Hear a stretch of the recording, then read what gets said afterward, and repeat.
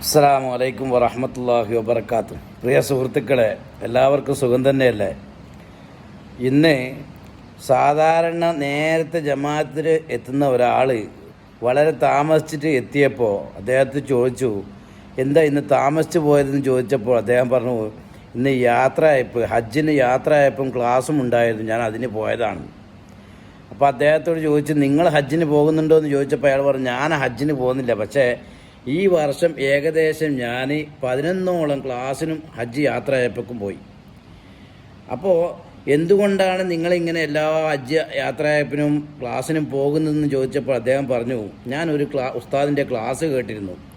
ആ ക്ലാസ്സിൽ ഉസ്താദ് പറയുന്നു, മഹാനായ റസൂലുള്ളാഹി സ്വല്ലല്ലാഹു അലൈഹി വസല്ലമ തങ്ങൾ ഉമർ ബിൻ ഖത്താബ് റളിയല്ലാഹു അൻഹു തങ്ങളെ ഹജ്ജിന് യാത്ര അയക്കുമ്പോൾ ഉമർ റളിയല്ലാഹുവിനോട് പറയുന്ന ഒരു ഹദീസ് ഉണ്ട്, ഉമറെ, നീ ഹജ്ജ് ചെയ്യാൻ പോകുമ്പോൾ നീ ദുആയിൽ മറക്കല്ലേ എന്ന്. അതുകൊണ്ട് ഈ പോകുന്ന ഹജ്ജാജികളെ മുഴുവനും കൈപിടിച്ച് ഞാൻ സലാം പറഞ്ഞിട്ട് അവരോട് പറയും, എൻ്റെ കാര്യത്തിന് വേണ്ടി എല്ലാം നിങ്ങൾ ദുആ ചെയ്യണേ, എൻ്റെ കുടുംബത്തിന് വേണ്ടി ദുആ ചെയ്യണേ എന്ന് ഞാൻ എല്ലാവരോടും പറഞ്ഞിട്ടുണ്ട്. അവരുടെ ദുആയിന് ഇജാബത്ത് കിട്ടിയാൽ ഞാൻ രക്ഷപ്പെടുമല്ലോ എന്ന് കരുതിയിട്ടാണ് ഞാൻ എല്ലാ ക്ലാസ്സിനും പോകുന്നത് ഉസ്താദേ എന്ന് ആ മനുഷ്യൻ പറയുകയുണ്ടായി. പ്രിയ സുഹൃത്തുക്കളെ, വലിയ ഒരു പുണ്യകർമ്മമാണ് അദ്ദേഹം ചെയ്തത്. കാരണം ഹജ്ജിന് പോവുക എന്നുള്ളത് ഒരു മനുഷ്യനെ സംബന്ധിച്ചിടത്തോളം ഇതിലും വലിയ ഒരു ഹൈറായ കാര്യം വേറൊന്നും വരാനില്ല. അപ്പോൾ അതുകൊണ്ട് തന്നെ അദ്ദേഹം പോകുന്ന ആളുകളുടെ അടുക്കൽ പോയിക്കൊണ്ട് സലാം പറയുകയും അദ്ദേഹം ദുആ കൊണ്ട് വസിയത്ത് ചെയ്യുകയും ചെയ്യുന്നു. പ്രിയ സുഹൃത്തുക്കളെ, ഇത് നമ്മൾ പതിവാക്കണം, നമുക്കും ഒരു മാതൃകയാണ്.